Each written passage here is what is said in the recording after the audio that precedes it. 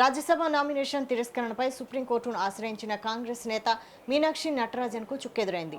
మీనాక్షి తరపున ప్రముఖ senior advocate MP Abhishek మను సింఘ్వి వాదనలను వినిపించారు.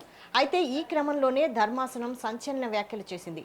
నామినేషన్ పత్రాల తిరస్కరణలో సుప్రీంకోర్టు జోక్యం చేసుకున్న ఏ తీర్పైనా ఉంటే చూపాలని పిటిషనర్ తరపు న్యాయవాది అభిషేక్ మను సింఘ్విని కోరింది.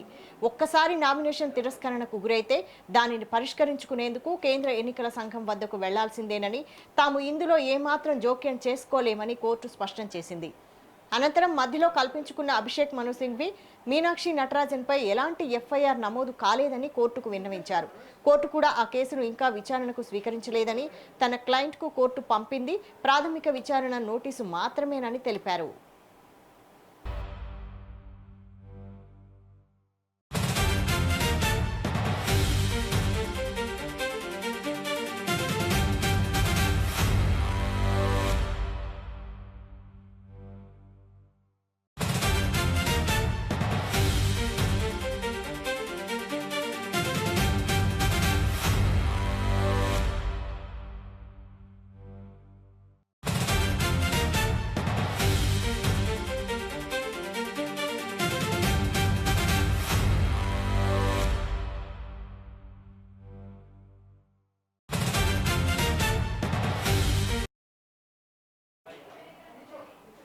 రాజ్యసభ నామినేషన్ తిరస్కరణపై సుప్రీంకోర్టును ఆశ్రయించిన కాంగ్రెస్ నేత మీనాక్షి నటరాజన్కు చుక్కెదురైంది. మీనాక్షి తరపున ప్రముఖ సీనియర్ అడ్వకేట్ ఎంపీ అభిషేక్ మను సింఘ్వి వాదనలు వినిపించారు. ఇక దీనికి సంబంధించి మరింత సమాచారం బ్యూరో చీఫ్ శేఖర్ అందిస్తారు. శేఖర్. వైశాలి, తెలంగాణ కాంగ్రెస్ వ్యవహారాల ఇన్ఛార్జి మీనాక్షి నటరాజన్ కు ఏఐసిసి మధ్యప్రదేశ్ నుండి రాజ్యసభ అభ్యర్థిగా ఖరారు చేసింది. దాంతో మధ్యప్రదేశ్ నుంచి మీనాక్షి నటరాజన్ ఏం చేశారు, తనను అక్కడి నుండి నామినేషన్ వేశారు. రాజ్యసభ అభ్యర్థిత్వానికి ఖరారు చేయడంతో నామినేషన్ అయితే దాఖలు చేసిన పరిస్థితి. ఆ నామినేషన్ తిరస్కరణకు గురైంది. అక్కడ రిటర్నింగ్ అధికారి తప్పుడు పత్రాలు ఉన్నాయి, అందులో పూర్తయిన సరైన సమాచారం లేదు, కేసులు ఉన్న విషయాన్ని దాచిపెట్టారు, ఆర్టికల్ ప్రకారం ఇది తిరస్కరించబడిందని రిటర్నింగ్ అధికారి తెలిపిన పరిస్థితి. దీంతో కాంగ్రెస్ పార్టీ దేశవ్యాప్తంగా ఆందోళన చెందడమే కాకుండా రాష్ట్ర వ్యాప్తంగా పెద్ద ఎత్తున నిరసన గళాన్ని వినిపించింది. బీజేపీ పార్టీ కేంద్రంలో చట్టాలని అన్నిటినీ అధికారాలను చేతుల్లోకి తీసుకొని రిటర్నింగ్ అధికారి చేత మీనాక్షి నటరాజన్ నామినేషన్ తిరస్కరించే విధంగా బీజేపీ పార్టీ కుట్రలు పన్నింది అంటూ పెద్ద ఎత్తున దేశవ్యాప్తంగా అటు కాంగ్రెస్ పార్టీ ఇటు రాష్ట్ర వ్యాప్తంగా పెద్ద ఎత్తున దుమారం లేసిన పరిస్థితి. దీనిపైన చర్చనీయాంశంగా మారిన పరిస్థితి మనం చూస్తున్నాం 2 రోజులుగా. ఇదే అంశానికి సంబంధించి రిటర్నింగ్ అధికారి పైన పిటిషన్ దాఖలు చేశారు, సుప్రీంకోర్టుకు వెళ్లారు. ఏఐసిసి కాంగ్రెస్ నేతలు మీనాక్షి నటరాజన్ సుప్రీంకోర్టులో పిటిషన్ దాఖలు చేశారు. అది ఈ రోజు తీర్పు ఉన్నది. ఈ రోజు తీర్పు జరిగింది కూడా. దానిపైన విచారణ సుప్రీంకోర్టు చేపట్టిన నేపథ్యంలో మొత్తానికి అక్కడ మీనాక్షి నటరాజన్ కు సుప్రీంకోర్టులో చుక్కెదురైన పరిస్థితి. తనకు ఏదైతే సుప్రీంకోర్టు వాదనలు విన్న తర్వాత కాంగ్రెస్ పార్టీ తరఫున ఏదైతే లీగల్ టీం అభిషేక్ మను సింఘ్వి తన వాదనలు వినిపించారు. ఒక చిన్న కేసు విషయంలో, అది చాలా చిన్న కేసు, ఒక పెట్టి కేసు లాంటి విషయంలో బీజేపీ పార్టీ అక్కడ రిటర్నింగ్ అధికారిని ఒత్తిడికి గురి చేసి ఆ కేసు వివరాలు తెలిపి దాన్ని రిజెక్ట్ చేసేలాగా, తిరస్కరణకు గురయ్యేలాగా బీజేపీ కుట్రలు పన్నింది, దిగజారుడు రాజకీయం చేసింది అంటూ కాంగ్రెస్ పార్టీ పెద్ద ఎత్తున విమర్శలు చేసింది. దానిపైన సుప్రీంకోర్టుకు వెళ్లారు. అభిషేక్ మను సింఘ్వి వాదనలు వినిపించారు. మీనాక్షి నటరాజన్ తరపున, కాంగ్రెస్ తరపున అభిషేక్ మను సింఘ్వి సుప్రీంకోర్టులో ఏదైతే వాదనలు వినిపించారో ఈసీ తరపున కూడా న్యాయవాది తిరిగి వాదనలు వినిపించారు. ఖచ్చితంగా అది దాచిపెట్టడమే, హైడ్ చేయడమే అవుతుంది. కేసు వివరాలను తను నామినేషన్ పత్రాల్లో ఎంటర్ చేయడాన్ని హైడ్ చేయడం అవుతుంది. ఇది ఖచ్చితంగా చట్టరీత్యా నేరం. అందువల్లనే రిటర్నింగ్ అధికారి తిరస్కరణ చేశారు అంటూ కూడా ఈసీ తరపున న్యాయవాది కూడా వాదనలు వినిపించారు. ఏది ఏమైనప్పటికీ ఫైనల్ గా సుప్రీంకోర్టు మాత్రం మీనాక్షి నటరాజన్ ఈ కేసు విషయంలో మాత్రం, ఈ నామినేషన్ తిరస్కరణ విషయంలో మాత్రం సుప్రీంకోర్టు అది ఈసీ పరిధిలోని అంశం, ఖచ్చితంగా ఈసీ దగ్గరనే తేల్చుకోవాల్సిన అంశం అంటూ కూడా కుండబద్దలు కొట్టినట్టుగా సుప్రీంకోర్టు చెప్పిన పరిస్థితి. ధర్మాసనం ఏదైతే తీర్పిచ్చిందో అది ఈసీ పరిధిలో ఉన్న అంశం. ఈ ఎన్నికల విషయంలో కోర్టులు అతిగా జోక్యం చేసుకోవని చెప్పడం జరిగింది. అంతేకాకుండా మరోసారి మీనాక్షి నటరాజన్ ఒకవేళ ఈసీతో మాట్లాడిన తర్వాత హైకోర్టు కూడా వెళ్ళొచ్చు అనేది కాంగ్రెస్ పార్టీ లీగల్ టీం ఆలోచిస్తున్నప్పటికీ మొత్తానికి దీనిపైన మాత్రం దేశవ్యాప్తంగా ఆందోళన చెందుతున్నారు. ఇప్పటికే మధ్యప్రదేశ్ కు చెందిన కాంగ్రెస్ పార్టీ ఎమ్మెల్యేలు 62 మంది మధ్యప్రదేశ్ కు చెందిన కాంగ్రెస్ ఎమ్మెల్యేలు ఢిల్లీకి చేరుకున్నారు. అక్కడ కాంగ్రెస్ భవన్ లో, ఢిల్లీలో కాంగ్రెస్ భవన్ లో అక్కడే బస చేసి ఉదయం రాష్ట్రపతి అపాయింట్మెంట్ కోసం ప్రయత్నం చేసిన రాష్ట్రపతి అపాయింట్మెంట్ లభించకపోవడంతో రాష్ట్రపతి భవన్ ముట్టడికి కూడా 62 మంది అక్కడే తిష్టవేసి కాంగ్రెస్ రాష్ట్రపతి భవన్ ముందు కవాతు చేస్తాము అంటూ 62 మంది కాంగ్రెస్ పార్టీ ఎమ్మెల్యేలు మధ్యప్రదేశ్ చెందిన వాళ్ళు, ఏఐసిసి కాంగ్రెస్ నేతలు పెద్ద ఎత్తున ఢిల్లీలో నిరసన గలాన్ని వినిపించారు, నిరసనకు దిగారు. దీంతో అక్కడ పోలీసులు అదుపులోకి తీసుకున్న పరిస్థితి. ఇదే అంశం పైన పార్టీ జాతీయ అధ్యక్షుడు మల్లికార్జున ఖర్గే కూడా స్పందించారు. కాంగ్రెస్ పార్టీ పట్ల ఏదైతే మీనాక్షి నటరాజన్ చట్టసభల్లోకి, ఒక మహిళా రాజ్యసభలోకి చట్టసభల్లో తన గలాన్ని వినిపించకుండా బీజేపీ కుట్రపూరితంగా దేశ ప్రధాని నరేంద్ర మోడీ ఒక రాజ్యసభ సీటు కోసం దిగజారుడు రాజకీయాలు చేస్తున్నారు అంటూ, ఒక మహిళని చట్టసభల్లో రాకుండా అడ్డుకున్నారు అంటూ, ఇది భారత రాజ్యాంగానికి తూట్లు పొడవడం అంటూ జాతీయ అధ్యక్షుడు మల్లికార్జున ఖర్గే తెలుపుతున్న పరిస్థితి. అంతేకాకుండా తెలంగాణలో ప్రధానంగా మీనాక్షి నటరాజన్ కేసు వివరాలని, అసలు ఈ కేసు వివరాలు ఉన్న విషయం మీనాక్షి నటరాజన్ కు తెలియదా, తెలియకుండా ఎవరు ఆపారు, ఇలా రకరకాల అనుమానాలతో తెలంగాణ రాష్ట్రంలో కూడా కాంగ్రెస్ పార్టీ పైన ప్రతిపక్షాలు పెద్ద ఎత్తున అటు బీజేపీ ఇటు బీఆర్ఎస్ దుమ్మెత్తు పోస్తున్న పరిస్థితి.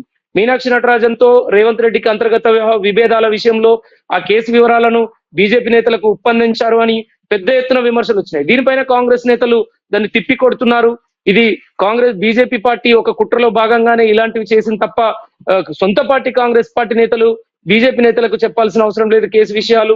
అయినా అది కేసే కాదు, ఒక చిన్న కేసు విషయం, అది చాలా చిన్న కేసు విషయం అనేది పదే పదే కాంగ్రెస్ నేతలు, స్వయంగా సీఎం రేవంత్ రెడ్డి, టీపీసీసీ అధ్యక్షుడు మహేష్ కుమార్ గౌడ్ మధ్యప్రదేశ్ కూడా వెళ్లారు, ఈసీతో కూడా భేటీ అయ్యారు.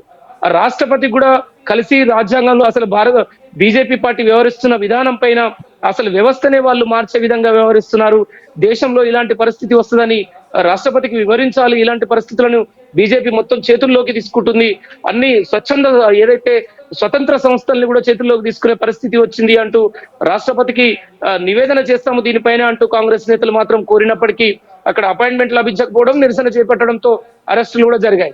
సరే, ఏదేమైనా ఇప్పటికి మీనాక్షి నటరాజన్ మరి ఈ విషయంలో హైకోర్టుకు వెళ్తారా, లేదంటే న్యాయపరంగా ఇంకేం చేస్తారు? సుప్రీంకోర్టు మాత్రం ఇందులో రాజకీయ ఎన్నికలు, ఇలాంటి ఎన్నికల విషయంలో ఇన్వాల్వ్ కాలేమని చెప్పింది. కానీ ఇప్పటికే అక్కడ రిటర్నింగ్ అధికారి మాత్రం 3 రాజ్యసభ స్థానాలు మధ్యప్రదేశ్ మాత్రం ఏకగ్రీవమైనట్టుగా నిన్న సాయంత్రమే ప్రకటించారు. ఈ రోజు సుప్రీంకోర్టు తీర్పు న్యాయం జరుగుతుందని కాంగ్రెస్ పార్టీ భావించినప్పటికీ చుక్కెదురైంది. దీంతో కాంగ్రెస్ పార్టీ మొత్తానికి భారీగా విమర్శలు చేయడమే కాకుండా బీజేపీ పార్టీ ఓటు చోరీ చేసింది దేశంలో, పశ్చిమ బెంగాల్ లాంటి రాష్ట్రంలో జీరో స్థాయి నుంచి ప్రభుత్వం ఏర్పాటు చేసేంత స్థాయికి ఎదిగిందంటే ఓట్ చోరీ చేసింది అంటూ, అలానే ఇప్పుడు సీట్ చోరీ చేస్తుంది అంటూ కూడా పెద్ద ఎత్తున ఢిల్లీలో కూడా నిరసన చేసి స్లోగన్స్ ఇచ్చిన పరిస్థితి.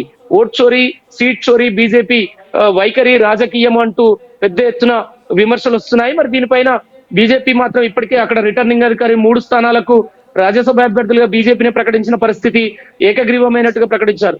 దీంతో మరి Congress party legal team AICC Meenakshi Natarajan మరి హైకోర్టును ఆశ్రయిస్తారా, లేదంటే ఈసీ ద్వారానే తెలుసుకోవాలని అంటున్నారు. ఇప్పటికైతే ఏకగ్రీవం చేశారు. మరి ఈసీకే మళ్ళీ మరొకసారి ఈసీతో చర్చలు జరుపుతారా, లేదంటే హైకోర్టుకు వెళ్తారా అనేది మాత్రం చూడాలి.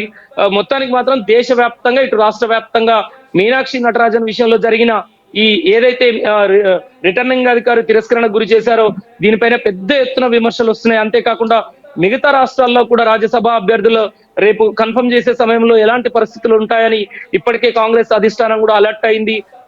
పంజాబ్ లాంటి రాష్ట్రాల్లో కూడా అక్కడ కాంగ్రెస్ పార్టీ, అక్కడ ప్రభుత్వం పనితీరు, బీజేపీ కాంగ్రెస్ పనితీరు పైన పూర్తి నివేదిక ఇవ్వాలని ఏఐసిసి ఇప్పటికే ప్రత్యేక ఒక కమిటీని కూడా ఏర్పాటు చేసింది. అందులో మీనాక్షి నటరాజన్ కూడా ఉన్నారు. పంజాబ్ రాష్ట్రంలో జరుగుతున్న పార్టీ స్థితిగతుల పైన ఒక నివేదిక ఇవ్వాల్సిందిగా కేసీ వేణుగోపాల్ ఇప్పటికైతే ప్రధాన కార్యదర్శి ఒక లేఖ కూడా వాళ్ళని ఒక కమిటీ కూడా ఏర్పాటు చేశారు. ఈ నేపథ్యంలో దేశవ్యాప్తంగా బీజేపీ అవలంబించబోయే విధానాల పట్ల కాంగ్రెస్ పార్టీ ఎప్పటికప్పుడు సమావేశాలు ఏర్పాటు చేసినా, కానీ మీనాక్షి నటరాజన్ విషయంలో మాత్రం రకరకాలుగా రాజకీయ నిపుణులు కూడా చెప్తున్నది ఏంటంటే, ఏదైతే రిటర్నింగ్ అధికారికి నామినేషన్ పత్రాలు దాఖలు చేశారో ఆ సందర్భంగా ఆ కేసు విషయాలు మీనాక్షి నటరాజన్ కు తెలియకుండా తెలంగాణలో కాంగ్రెస్ పార్టీ గాంధీ భవన్ అడ్రస్ పేరు మీద ఆ నోటీసులు పంపారు. మరి అలాంటప్పుడు ఆ నోటీసులు తన దృష్టికి మీనాక్షి నటరాజన్ దృష్టికి పోకుండా ఎవరు అడ్డుకున్నారు, ఎవరు చెప్పలేదు, లీగల్ టీం ఏం చేస్తుంది అనేది రకరకాల అనుమానాలకు తావిస్తుంది. గతంలో ఏదైతే కుంభం శివకుమార్ రెడ్డి కాంగ్రెస్ పార్టీ నాయకుడు ఇష్యూలో ఏదైతే ఉందో ఆ కేసు పూర్వపరాలు చూశాక గతంలో ఒక కాంగ్రెస్ పార్టీకి చెందిన మహిళనే అక్కడికి వెళ్లి కేసు పెట్టిందని, వీళ్ళు పట్టించుకోవడం లేదని, మీనాక్షి నటరాజన్ వ్యవహారాల ఇన్ఛార్జ్ ఉన్నారు కనుక తనకు మహేష్ కుమార్ గౌడ్ కి వీళ్ళందరికీ నోటీసులు పంపినట్టుగా ఏదైతే సమాచారం ఉందో ఇది చాలా చిన్న కేసుగా మనం వీళ్ళు తీసుకున్న పరిస్థితి కాంగ్రెస్ లో కనబడుతుంది. దీంతో మాత్రం అందువల్లనే ఈ తిరస్కరణకు గురైంది అనేది మాత్రం నామినేషన్ తిరస్కరణకు గురైందని బీజేపీ చెప్తున్న పరిస్థితి. సొంత కాంగ్రెస్ నేతలే తన పైన కేసులు ఉన్న విషయాన్ని దాచిపెట్టి బీజేపీకి అక్కడ రిటర్నింగ్ అధికారికి కంప్లైంట్ చేశారని పెద్ద ఎత్తున విమర్శలు వస్తున్నాయి. దాన్ని మాత్రం తెలంగాణ కాంగ్రెస్ నేతలు తిప్పి కొడుతున్నా కూడా అది మాత్రం బలంగా ఖచ్చితంగా మరి ఆ కేసుల వివరాలు ఎలా తెలిసాయి, కాంగ్రెస్ పార్టీ లీగల్ టీం ఏం చేసింది, ఒక ఎంపీగా చేసిన వ్యక్తి ఒక పార్టీకి తెలంగాణ రాష్ట్రానికి కాంగ్రెస్ వ్యవహారాల ఇన్ఛార్జ్ గా ఉన్న వ్యక్తి విషయంలో ఎందుకు ఈ ఎందుకు ఆ మాత్రం చెక్ చేసుకోకుండా వాళ్ళు ముందుకు వెళ్ళారనేది పెద్ద ఎత్తున విమర్శలు అయితే వస్తున్న పరిస్థితి అయితే కనబడుతున్నది.